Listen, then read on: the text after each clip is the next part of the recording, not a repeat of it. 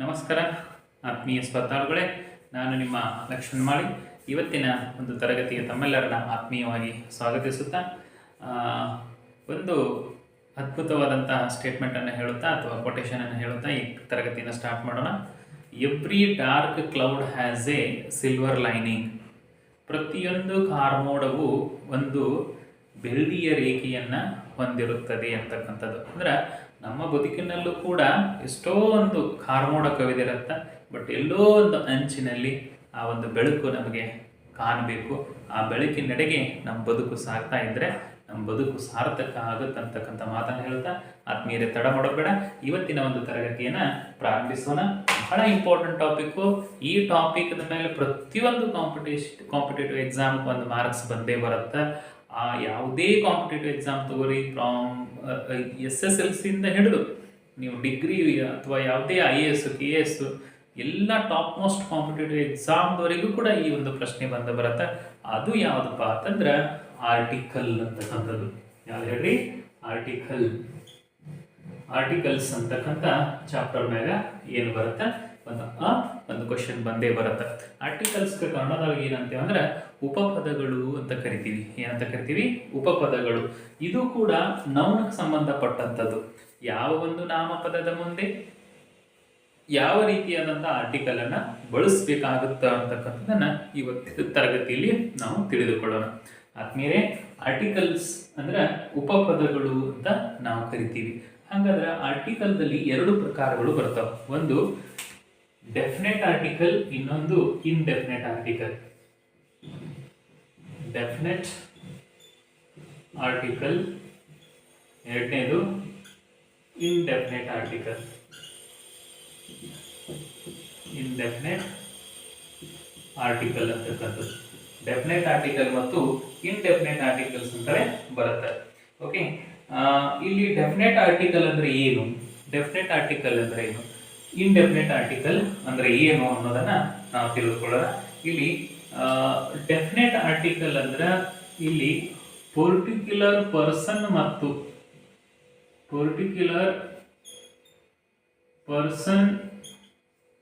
ಮತ್ತು ಥಿಂಗ್ಸ್ಗಳ ಮುಂದೆ ಬಳಸ್ತಕ್ಕಂಥವು. ಪರ್ಟಿಕ್ಯುಲರ್ ಆಗಿ ಗೊತ್ತಿರಬೇಕು, ಪರ್ಫೆಕ್ಟ್ ಆಗಿ ಗೊತ್ತಿರತಕ್ಕಂತಹ ಏನು ವಸ್ತುಗಳು ಮತ್ತು ವ್ಯಕ್ತಿಗಳ ಮುಂದೆ ಏನು ಬಳಸ್ತಾರೆ ಅಂದ್ರೆ ಆರ್ಟಿಕಲ್. ಡೆಫಿನೆಟ್ ಆರ್ಟಿಕಲ್ ಯಾವಪ್ಪ ಅಂತಂದ್ರೆ ದ ಅಂತಕ್ಕಂಥದ್ದು. ಡೆಫಿನೆಟ್ ಆರ್ಟಿಕಲ್ ಯಾವ್ದು? ಇಲ್ಲಿ ದ ಅಂತಕ್ಕಂಥದ್ದು ಡೆಫಿನೆಟ್ ಆರ್ಟಿಕಲ್. ಇದೆಲ್ಲ ಡೆಫಿನೆಟ್ ಆರ್ಟಿಕಲ್ ಅನ್ನ ಇದಕ್ಕೇನಂತ ಪರ್ಟಿಕ್ಯುಲರ್ ಆಗಿ, ಕಾನ್ಫಿಡೆಂಟ್ ಆಗಿ, ಪರ್ಫೆಕ್ಟ್ ಆಗಿ ನಮಗೆ ಗೊತ್ತಿತ್ತಂದ್ರೆ ಅದರ ಮುಂದೆ ಏನು ಬಳಸ್ತೀವಿ? The article. ಅದನ್ನ ಬೇರೆ ಬೇರೆ ರೂಲ್ಸ್ಗಳು ಬರ್ತಾವ, ಆ ರೂಲ್ಸ್ಗಳನ್ನು ಹೇಳುವಾಗ ನಿಮ್ಗೆ ಗೊತ್ತಾಗುತ್ತೆ. ಹಾಗಾದ್ರೆ ಇನ್ಡೆಫಿನೆಟ್ ಆರ್ಟಿಕಲ್ ಯಾವಪ್ಪ ಅಂತಂದ್ರೆ ಇಲ್ಲಿ ಅಂದ್ರೆ ನಮಗೆ ಪರ್ಟಿಕ್ಯುಲರ್ ಆಗಿ ಗೊತ್ತಿರದೇ ಇರತಕ್ಕಂಥವು. ಅಂದ್ರೆ ಡಸ್ ನಾಟ್ ರೆಫರ್, ನೋಡ್ರಿ, does not refer any particular, does not refer any particular person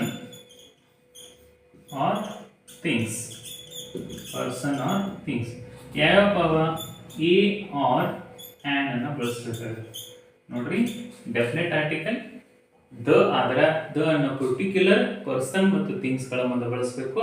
indefinite article ಅನ್ನ does not refer to any particular person or things ಗಳ ಮುಂದೆ ಬಳಸಬೇಕು. ಅವುಗಳನ್ನ ಯಾವ ರೀತಿ ಬಳಸಬೇಕು ಅನ್ನೋದನ್ನ ನಾವು ಇವತ್ತಿನ ತರಗತಿಯಲ್ಲಿ ತಿಳಿದುಕೊಳ್ಳೋಣ. ಹಾಗಾದ್ರೆ the selection of a and a or an ಅಂತಕ್ಕಂಥ ನೆಕ್ಸ್ಟ್ ಏನು ಬರುತ್ತೆ ಅಂದ್ರೆ, ನೋಡ್ರಿ, ಇದು ಗೊತ್ತಿರಬೇಕು ನಿಮ್ಗೆ. ಆರ್ಟಿಕಲ್ ಅಲ್ಲಿ ಎರಡು ಪ್ರಕಾರಗಳು, ಒಂದು ಡೆಫಿನೆಟ್ ಆರ್ಟಿಕಲ್, ಇನ್ನೊಂದು indefinite article. Definite article the ಬರುತ್ತೆ, ಇನ್ಡೆಫಿನೆಟ್ ಆರ್ಟಿಕಲ್ ಒಳಗ ಎ ಆರ್ ಆನ್ ಅಂತಕ್ಕಂಥದ್ದು ಬರುತ್ತೆ. We should use either a or an ಅಂತಕ್ಕಂಥದ್ದು.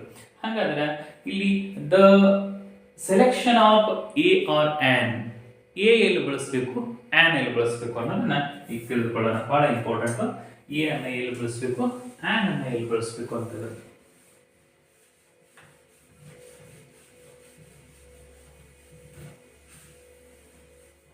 ನೋಡ್ರಿ, selection of A or an. A ಅನ್ನು ಎಲ್ಲಿ ಬಳಸಬೇಕು ಹಾಗೂ ಆ್ಯನ್ ಅನ್ನು ಎಲ್ಲಿ ಬಳಸಬೇಕು ಅಂತಕ್ಕಂಥದ್ದು. ಹಾಗಾದ್ರೆ ಎ ಅನ್ನು ಎಲ್ಲಿ ಬಳಸಬೇಕು ನೋಡ್ರಿ, ರೂಲ್ ಏನಂತಂದ್ರೆ A is used before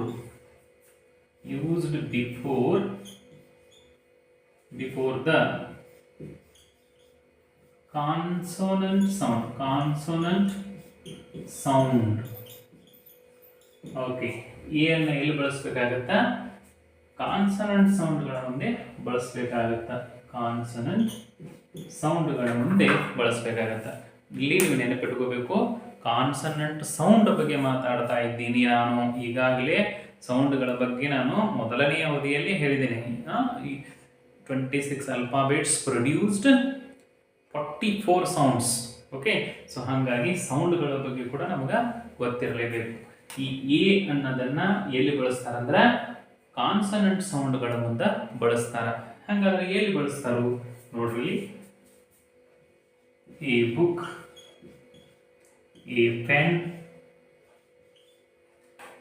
a union, a box,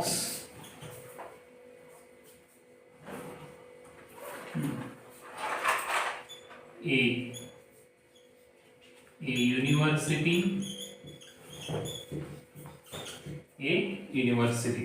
so ನೋಡ್ರಿ, ಇಲ್ಲಿ ಎ ಅನ್ನ ಎಲ್ಲೆಲ್ಲಿ ಬಳಸಿದಾರ? A book consonant sound, B ಅನ್ನೋದು ಬ ಕಾನ್ಸನೆಂಟ್ ಸೌಂಡ್.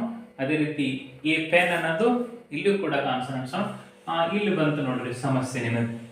ಎ ಯೂನಿಯನ್ ಯಾಕೆ ಬಳಸ್ರಿ ಸರ್? ಇಲ್ಲಿ ಯು ಅಂತಕ್ಕಂಥದ್ದು ಓವಲ್ ಐತಿ ಫ್ರೆಂಡ್ಸ್. ಓವಲ್ ಇದ್ರೂ ಕೂಡ ಇಲ್ಲಿ ಏನೈತಿ ಕೊಡ್ತಾ ಇದೆ? ಕಾನ್ಸನೆಂಟ್ ಸೌಂಡ್ ಅನ್ನ ಕೊಡ್ತಾ ಇದೆ. ನೋಡ್ರಿ, ನಾವು ಕನ್ನಡದಾಗ ಯೂನಿಯನ್ ಹೆಂಗ್ ಬರೀತೀವಿ ನೋಡ್ರಿ, ಯೂನಿಯನ್ ನೋಡ್ರಿ, ಯೂನಿಯನ್ ಯು ಅನ್ನ ಈ ರೀತಿ ಬರೆದಾಗ ಅಲ್ಲಿದು ಕಾನ್ಸನೆಂಟ್ ಸೌಂಡ್ ಆಗುತ್ತೆ. ನಾನು ಅದಕ್ಕೆ ಮೊದಲೇ ಹೇಳಿದ್ದು ಕಾನ್ಸನೆಂಟ್ ಸೌಂಡ್ ಓವೆಲ್ ದಿಂದ ಸ್ಟಾರ್ಟ್ ಆದ ಮುಂದೆ ಆ್ಯನ್ ಬಳಸಬೇಕು ಅಂತ ಇಲ್ಲ. ಅದು ಓವೆಲ್ಸ್ ಇದ್ರೂ ಕೂಡ ಕಾನ್ಸನೆಂಟ್ ಸೌಂಡ್ ಕೊಟ್ಟಿತ್ತಂದ್ರೆ ಅಲ್ಲಿ ನಾವು ಏನ್ ಬಳಸಬೇಕಾಗತ್ತ? ಇಲ್ಲಿ ಎ ಅನ್ನು ಬಳಸಬೇಕಾಗತ್ತ. ಅದಕ್ಕೆ ಎ ಬಾಕ್ಸ್.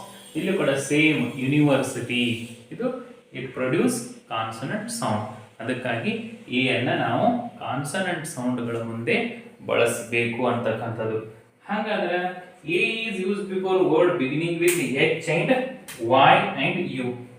ಓಕೆ, ನೋಡ್ರಿ, it is used before a word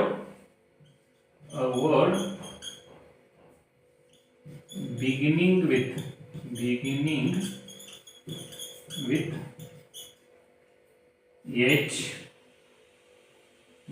with H,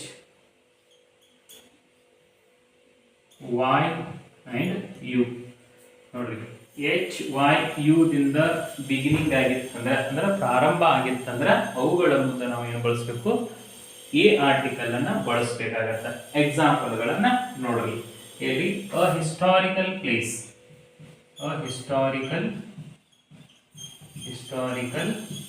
place.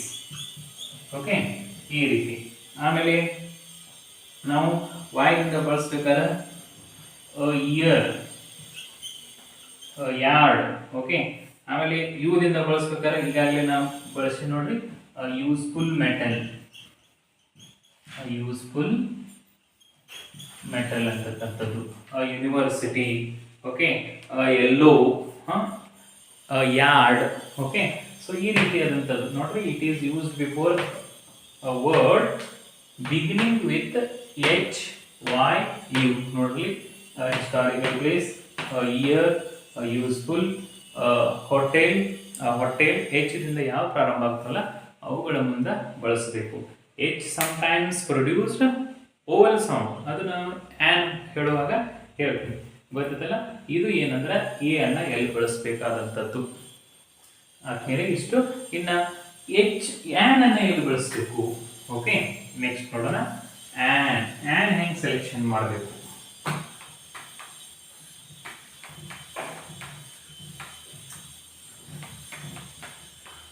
On ಅನ್ನ ಎಲ್ಲಿ ಬಳಸಬೇಕು ನೋಡ್ರಿ, on.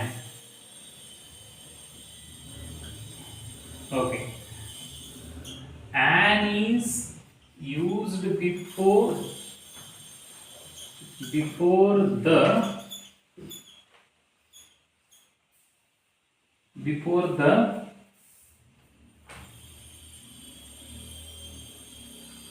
and is used before the word beginning with the and is used before the word beginning with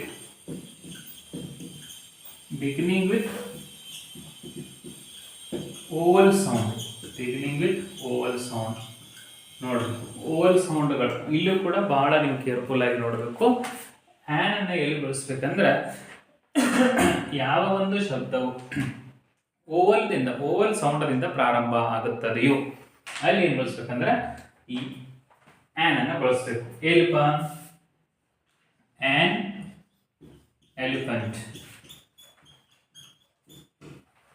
on umbrella, an honest boy. Okay, an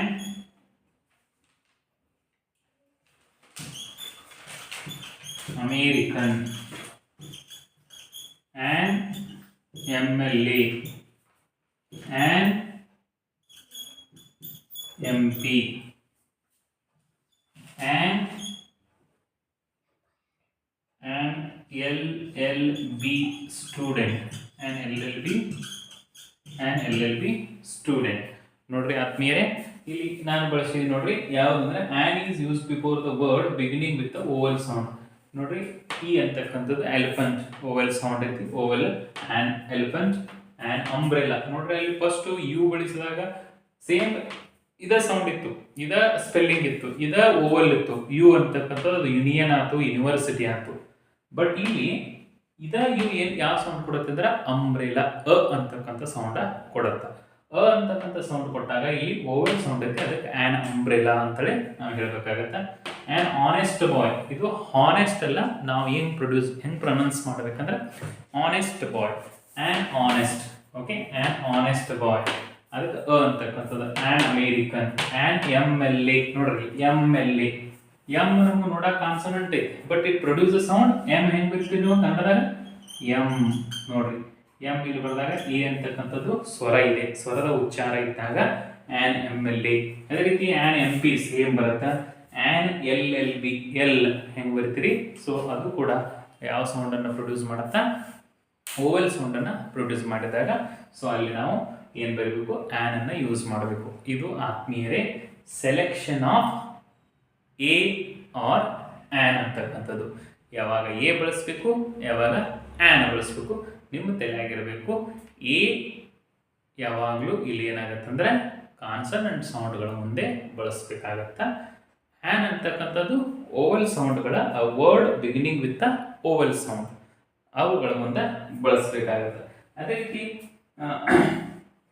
next ನಾವು ಹೋಗ್ಬೇಕಾದ್ರೆ ಇವುಗಳನ್ನ ಎಲ್ಲಿ ಬಳಸ್ತಾರ? Use of indefinite article, use of a or an ಅಂತಕ್ಕಂಥದ್ದು ಯಾವ್ಯಾವ ಸಂದರ್ಭದಲ್ಲಿ ಬಳಸ್ತಾರ ನೋಡ್ರಿ.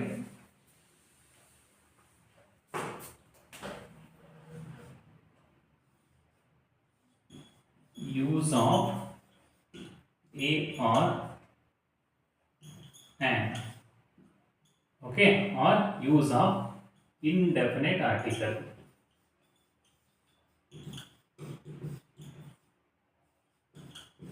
Use of indefinite article. indefinite article ಅನ್ನ ಎಲ್ಲಿ ಬಳಸಬೇಕು ನೋಡ್ರಿ? Use of a or an.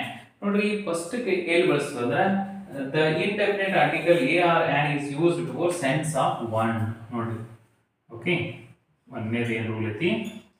A or and is used before sense of one of.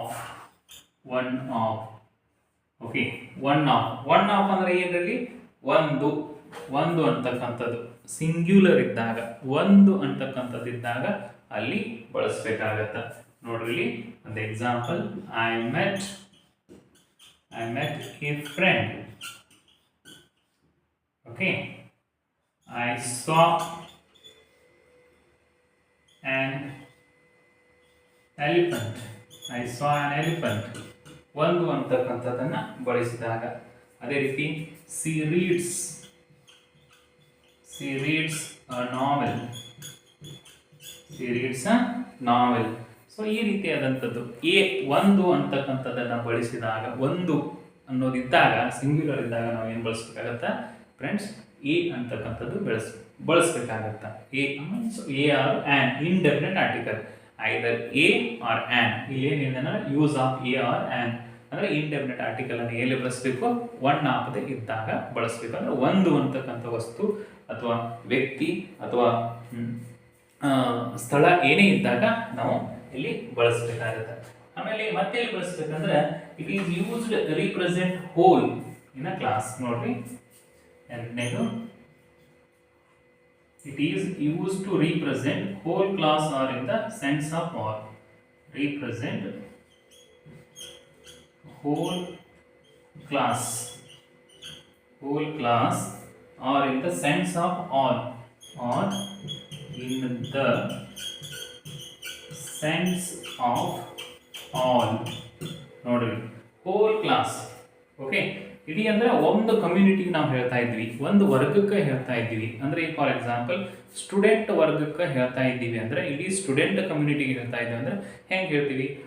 Student should be obey to the teacher. A student should be obedient.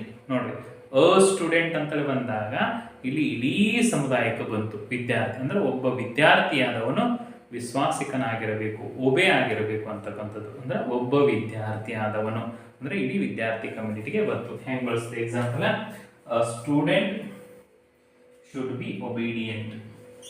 Student should B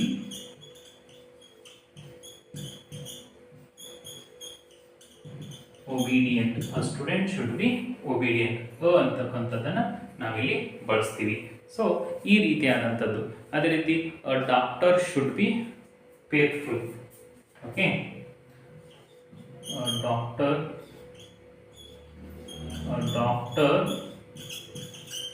should be kind. ನೋಡ್ರಿ, ಅಂದರೆ doctor ಅಂದರೆ ಇಡೀ doctor ಕಮ್ಯುನಿಟಿಗೆ ಬಂತು. So ಈ ರೀತಿ ಇದ್ದಾಗ ಇಲ್ಲಿ ಏನು ಮಾಡ್ಬೇಕಂದ್ರೆ ನಾವು ಇಂಡೆಫಿನೆಟ್ ಆರ್ಟಿಕಲ್ ಅನ್ನು ಬಳಸಬೇಕಾಗತ್ತೆ. ಗೊತ್ತಾಯ್ತಲ್ಲ? ಒಂದು ರೂಲು, ಎರಡು ರೂಲು. ಇನ್ನು ಮೂರನೇ ರೂಲ್ ಏನಾಗುತ್ತೆ ಅಂದ್ರೆ ಇಟ್ ಈಸ್ ಯೂಸ್ಡ್. ಮೂರನೇ ರೂಲ್ ಬರ್ಕೊಳ್ಳಿ, ರೂಲ್ ನಂಬರ್ 3. ಏನಪ್ಪಾ ರೂಲ್ ನಂಬರ್ 3 ಅಂದ್ರೆ ಇಲ್ಲಿ ಯಾವಾಗ ಬಳಸ್ತಂದ್ರೆ it is use to convert proper noun into common noun. ನೋಡ್ರಿ, ಮೂರನೇ rule, convert proper noun into common noun. ಅಂದ್ರೆ ಪ್ರಾಪರ್ ನೌನ್ ಅನ್ನ ಕಾಮನ್ ನೌನ್ ಆಗಿ ಮಾಡುವ ಸಂದರ್ಭದಲ್ಲಿ. ನೋಡ್ರಿ, ಪ್ರಾಪರ್ ನೌನ್ ಅನ್ನ ಕಾಮನ್, ಪ್ರಾಪರ್ ನೌನ್ ಅಂದ್ರೆ ಹೇಳಿ ನಾನು ಪರ್ಟಿಕ್ಯುಲರ್ ನೇಮ್ಸ್ ಅಂದ್ರೆ the name given particular person, place, things etcetera. So ಅದಕ್ಕೆ ಪ್ರಾಪರ್ ನೌನ್ ಅಂತೀವಿ. ಕಾಮನ್ ನೌನ್ ಅಂದ್ರೆ ರೂಢಿಗತವ, ಗಿವನ್ ಇನ್ನ ಕಾಮನ್ ಅಂದ್ರೆ ಪ್ರಾಪರ್ ನೌನ್ ಅನ್ನ ಕಾಮನ್ ನೌನ್ ಆಗಿ ಬಳಸುವಾಗ ನಾವು ಬಳಸ್ತೀವಿ. ಏನಂತ ಹೇಳ್ತೀವಿ? He is. ಎಕ್ಸಾಂಪಲ್ ನೋಡ್ರಿ, he is A Gandhi of our class. ನಮ್ಮ ಶಾಲೆಯ ಒಬ್ಬ ಗಾಂಧಿ ಇದ್ದ ಹಾಗೆ. ಗಾಂಧಿ ಅಂತಕ್ಕಂಥದ್ದು ಪ್ರಾಪರ್ ನೌನ್, ಇಟ್ಟ ಹೆಸರು. ಬಟ್ ಇಲ್ಲಿ ನಾವು ಏನ್ ಮಾಡ್ತಾ ಇದೀವಿ? ಕಾಮನ್ ನೌನ್ ಆಗಿ ಬಳಸ್ತಾ ಇದೀವಿ. ಅಂದ್ರೆ ಇಡೀ ಶಾಲೆ ಒಳಗೆ ಒಬ್ಬ ಗಾಂಧಿ ಇದ್ದಂಗ ಅಂತಕ್ಕಂಥದ್ದು. ಓಕೆ, ಸೊ ಈ ರೀತಿಯಾದಂಥದ್ದು. ಅದೇ ರೀತಿ she is a mother Teresa. She is a mother Teresa of our class. Mother Teresa of the village. ಈ ಊರಿಗೆ ಒಬ್ಬಳು ಮದರ್ ತೆರೇಸಾ, ಮದರ್ ತೆರೇಸಾ ಈ ಅಂತಕ್ಕಂಥದ್ದು. ಇದೆಲ್ಲ ಅಲ್ಲಿ ಪ್ರಾಪರ್ ನೌನ್ ಐತಿ. ಆ ಪ್ರಾಪರ್ ನೌನ್ ಮುಂದೆ ಯಾವುದೇ ರೀತಿಯಾದಂಥ ಆರ್ಟಿಕಲ್ ಬಳಸಲ್ಲ ನಮಗೆ ಗೊತ್ತೈತಿ. ಬಟ್ ನಾವು ಏನು ಮಾಡಿದ್ದೀವಿ, ಈ ಪ್ರಾಪರ್ ನೌನನ್ನು ಕಾಮನ್ ನೌನ್ ಆಗಿ ಬಳಸಿದಾಗ ಆರ್ಟಿಕಲ್ ಇಂಡೆಫಿನೆಟ್ ಆರ್ಟಿಕಲ್ ಬಳಸಬೇಕಾಗತ್ತೆ. ಸೊ ಇದು ಏನಪ್ಪಾ ಅಂತಂದ್ರೆ ಥರ್ಡ್ ರೂಲು. ಇನ್ನು ಫೋರ್ತ್ ರೂಲ್ ಏನಂತಂದ್ರೆ ಸಮ್ ಸರ್ಟೆನ್ ಎಕ್ಸ್ಪ್ರೆಷನ್ಗಳ ಮುಂದೆ ನಾವು ಏನು ಬಳಸಬೇಕಾಗತ್ತೆ, ಆರ್ಟಿಕಲ್ ಎ ಆರ್ ಆನ್ ಅನ್ನು ಬಳಸಬೇಕಾಗತ್ತೆ. Certain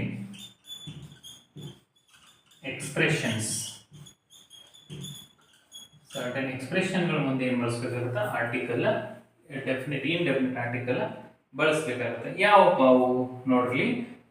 for example couple, one couple ಅನ್ನೋಂಗಿಲ್ಲ, a couple. Okay, a dozen, a score, a lot of, a million,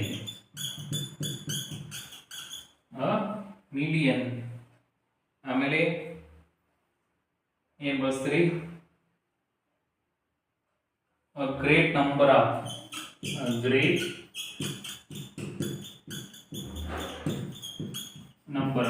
so ಈ ರೀತಿಯಾದಂತಹ ಎಕ್ಸ್ಪ್ರೆಷನ್ಗಳ ಮುಂದೆ ನಾವೇ ಬಳಸಬೇಕಾದ ಆರ್ಟಿಕಲ್ ಎ ಆರ್ ಆನ್ ಬಳಸಬೇಕಾಗತ್ತೆ. ಅಂದ್ರೆ ಟೋಟಲಿ ಇಂಡೆಫಿನೆಟ್ ಆರ್ಟಿಕಲ್ ಅನ್ನ ಬಳಸಬೇಕಾಗತ್ತೆ. ಗೊತ್ತಾಯ್ತಾ? ಸೊ ಇನ್ನ ನೋಡ್ರಿ, ಇದು convert proper noun into common noun. ಅಲ್ಲಿ ಈ ಈಸಿ ಗಾಂಧಿ ಸಾಕಷ್ಟು ಎಕ್ಸಾಂಪಲ್ ಕೇಳ್ತಾರೆ. ಏನಂತ ಕೊಡ್ತಾರ, ಇಲ್ಲೇ ನೋಡ್ರಿ example, he is dash of our class ಅಂತ ಕೊಟ್ಟಿರ್ತಾರೆ. ನಮಗೇನ ಪ್ರಾಪರ್ ನೌನ್ಗಳ ಮುಂದೆ ಯಾವುದೇ ರೀತಿಯಾದಂಥ ಆರ್ಟಿಕಲ್ ಅನ್ನು ಬಳಸಬಾರದು, ಒಮಿಷನ್ ಆಫ್ ಆರ್ಟಿಕಲ್ ಅಂತ ಬರುತ್ತೆ. ಓಕೆ, ಅವಾಗ ಯಾವುದೇ ಪ್ರಾಪರ್ ನೌನ್ಗಳ ಮುಂದೆ ಗಾಂಧಿ ಈಸ್, ಗಾಂಧಿ ಅಂತಲ್ಲ. ಸೊ ಅವಾಗ ಇಲ್ಲಿ ಆಪ್ಷನ್ ಕೊಡ್ತಾರೆ, ಎ ಆ್ಯಂಡ್ ದ ಆರ್ ನನ್ ಆರ್ಟಿಕಲ್ ಅಂತಾರೆ. ನಾವೇನು ಬಳಸ್ತೀವಿ, ನನ್ ಅಂತಲೇ ಬಂದುಬಿಡುತ್ತೆ ಎಕ್ಸಾಂಪಲ್. ಹೌದಪ್ಪ, ಪ್ರಾಪರ್ ನೌನ್ ಮುಂದೆ ಯಾವುದೇ ಆರ್ಟಿಕಲ್ ಬಳಸಬಾರ್ದು ಅಂತ. ಬಟ್ ಇಲ್ಲಿ ಏನಾಗುತ್ತೆ ಅಂದ್ರೆ, ಈ ಒಂದು ಸಂದರ್ಭದಲ್ಲಿ ಅದನ್ನು ನಾವು ಏನಂತ ಬಳಸಿದ್ದೀವಿ, ಪ್ರಾಪರ್ ನೌನನ್ನು ಕಾಮನ್ ನೌನ್ ಆಗಿ ಬಳಸಿದ್ದೀವಿ. ಸೊ ಅದಕ್ಕಾಗಿ ಇಲ್ಲಿ ಆರ್ಟಿಕಲ್ ಏನು ಬರುತ್ತೆ, ಎ ಅಂತಕ್ಕಂಥದ್ದು ಬರುತ್ತೆ, ಅಥವಾ ಡೆಫಿನೆಟ್ ಇಂಡೆಫಿನೆಟ್ ಆರ್ಟಿಕಲ್ ಬರುತ್ತೆ. ಸೊ ಇದು ಏನಪ್ಪ ಅಂತಂದ್ರೆ ರೂಲ್. ಇನ್ನು ಸರ್ಟನ್ ಎಕ್ಸ್ಪ್ರೆಷನ್ ಅದಾವ, ನಾವು 1 ಡಜನ್ ಅನ್ನೋಂಗಿಲ್ಲ, ದ ಡಜನ್ ಅನ್ನೋಂಗಿಲ್ಲ, ದ ಕಪಲ್ ಅನ್ನೋಂಗಿಲ್ಲ. A couple, A dozen, A score, a lot of, a million, a great number of, a deal. Okay, so ಈ ರೀತಿ ಬರ್ತಾವೆ. Okay, I hope you understood this one. Next rule ಹೋಗೋಣ. It is used in the sense of one. Okay, ನೋಡ್ರಿ,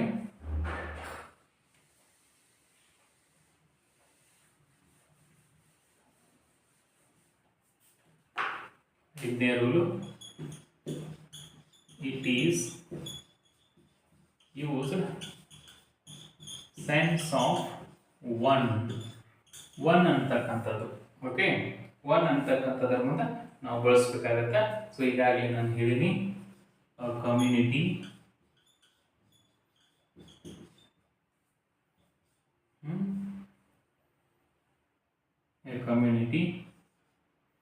a book,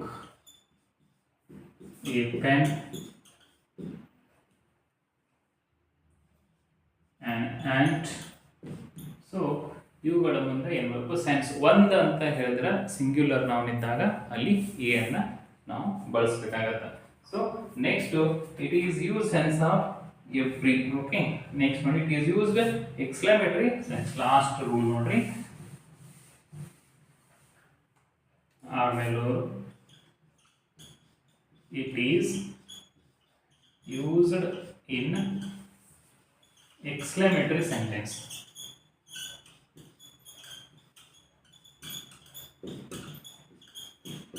It is used in an exclamatory sentence. Exclamatory sentence ಅನ್ನ ಹೇಳುವಾಗ ನಾವು ಏನು ಬಳಸಬೇಕು, ಆನ್ ಅನ್ನ ಬಳಸಬೇಕು. ಹೆಂಗೆ ಬಳಸಬೇಕು ನೋಡ್ರಿ, ಎಕ್ಸಾಂಪಲ್ ಅಂತ, what a pretty girl, what a pretty girl, what a pretty girl, a ಅಂತಕ್ಕಂಥದ್ದನ್ನ ನಾವಿಲ್ಲಿ ಬಳಸ್ತೀವಿ. ಸೊ ಅದೇ ರೀತಿ, what a clever boy, what a clever boy. Okay, what an accident, what an accident. ನೋಡ್ರಿ, ಇಲ್ಲಿ ನಾವು ಆರ್ಟಿಕಲ್ ಇಂಡೆಫಿನೆಟ್ ಆರ್ಟಿಕಲನ್ನು ಬಳಸ್ತೀವಿ. So ಇದು ಏನಪ್ಪ ಅಂತಂದ್ರೆ ಎ ಆರ್ ಆ್ಯನ್ ಅನ್ನು ಎಲ್ಲಿ ಬಳಸಬೇಕು. ನಾನು ಟೋಟಲ್ 6 ರೂಲ್ಸ್ಗಳನ್ನು ಹೇಳಿದೆ. ಮೊದಲನೇದು ಸೆನ್ಸ್ ಆಫ್ ಒನ್ ಅಂತೇಳಿದ್ದಾಗ, ಆಮೇಲೆ ಪ್ರಾಪರ್ ನೌನನ್ನು ಕಾಮನ್ ನೌನ್ ಆಗಿ ಬಳಸಿದಾಗ, ಅದೇ ರೀತಿ ಸೆನ್ಸ್ ಆಫ್ ಆಲು ಇಡೀ ಕಮ್ಯುನಿಟಿ, ಆ ಕಮ್ಯುನಿಟಿಗೆ ಬಳಸಿದಾಗ, ಆಮೇಲೆ ಸರ್ಟನ್ ಎಕ್ಸ್ಪ್ರೆಷನ್ಗಳ ಮುಂದೆ ಬಳಸಿದಾಗ, ಆಮೇಲೆ ಸೆನ್ಸ್ ಆಫ್ ಒನ್ಗಳ ಮುಂದೆ ಬಳಸಿದಾಗ, and it is used with exclamatory ಸೆಂಟೆನ್ಸಲ್ಲಿ ಬಳಸುವಾಗ ಆರ್ಟಿಕಲ್ ಇಂಡೆಫಿನೆಟ್ ಆರ್ಟಿಕಲನ್ನು ನಾವು ಬಳಸ್ತೀವಿ. ಇವುಗಳನ್ನು ಸಾಕಷ್ಟು ಎಕ್ಸಾಂಪಲ್ಗಳನ್ನು ಬಿಡಿಸ್ತಾ ಹೋದರೆ ನಿಮಗೆ ಇದೇನಾಗುತ್ತೆ ಅಂದ್ರೆ ಗೊತ್ತಾಗುತ್ತೆ.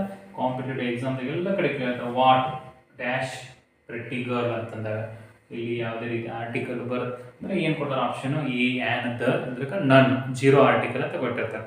ಸೊ ಆ 0 ಆರ್ಟಿಕಲನ್ನು ಎಲ್ಲಿ ಬಳಸಬೇಕು ಅನ್ನೋದನ್ನು ಹೇಳಬೇಕು ನಾವು. ಒಮಿಷನ್ ಆಫ್ ಆರ್ಟಿಕಲ್ ಅಂತ ಬರುತ್ತೆ. ಎಲ್ಲ ಈ ಆರ್ಟಿಕಲ್ ಮುಗಿದ ನಂತರ, ಡೆಫಿನೆಟ್ ಆರ್ಟಿಕಲ್ ಮುಗಿದ ನಂತರ ಆರ್ಟಿಕಲನ್ನು ಎಲ್ಲಿ ಬಳಸಬಾರದು ಅನ್ನೋದನ್ನು ಕೂಡ ಹೇಳ್ಕೊಡ್ತೀನಿ ನಾನು. ಸೊ ಅವಕ್ಕೆ ಏನಂತ ಕರೀತಾರೆ, ಒಮಿಷನ್ ಆಫ್ ಆರ್ಟಿಕಲ್ ಅಂತ ಕರೀತಾರೆ. ಅವುಗಳನ್ನು ಕೂಡ ನಾವು ಅಧ್ಯಯನ ಮಾಡೋಣ, ಯಾಕಂದ್ರೆ ಅವು ಇಂಪಾರ್ಟೆಂಟು. ನಾವು ಎಲ್ಲಿ ಬಳಸ್ತೀವಿ ಅಂತ ಕಲಿತೀವಿ, ಬಟ್ ಎಲ್ಲಿ ಬಳಸಲ್ಲ ಅನ್ನೋದು ಕೂಡ ಭಾಳ ಇಂಪಾರ್ಟೆಂಟ್. ಯಾಕಂದರೆ ಆಪ್ಷನ್ ನಿಮ್ಗೆ ಅಲ್ಲಿ ಇಟ್ಟಿರ್ತಾರೆ 0 ಆರ್ಟಿಕಲ್ ಅಂತೇಳಿ, ಯಾವುದೇ ಆರ್ಟಿಕಲ್ ಬಳಸಲ್ಲ ಅಂತೇಳಿ ನನ್ ಅಂತೇಳಿ ಕೊಟ್ಟಿರ್ತಾರೆ. ಆವಾಗ you will be under confusion.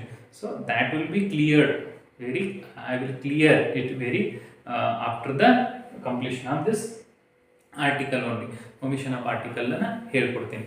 So ಇದು ಏನಪ್ಪ ಅಂತಂದ್ರೆ ಇಂಡೆಫಿನೆಟ್ ಆರ್ಟಿಕಲ್ ಬಗ್ಗೆ ಎಲ್ಲಿ ಎ ಬಳಸಬೇಕು, ಎಲ್ಲಿ ಆ್ಯನ್ ಬಳಸಬೇಕು, ಯಾವ ಸಂದರ್ಭದಲ್ಲಿ ಇಂಡೆಫಿನೆಟ್ ಆರ್ಟಿಕಲ್ ಬಳಸಬೇಕು ಅನ್ನೋದನ್ನು ಹೇಳಿಕೊಟ್ಟಿದ್ದೆ.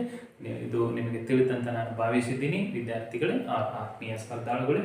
ಇದು ಇವತ್ತಿನ ತರಗತಿ ಅಂತ ಹೇಳಿ ನನ್ನ ಇವತ್ತಿನ ತರಗತಿಗೆ ನಮಸ್ಕಾರವನ್ನು ಹೇಳ್ತಾ ಇದ್ದೀನಿ. ಧನ್ಯವಾದಗಳು.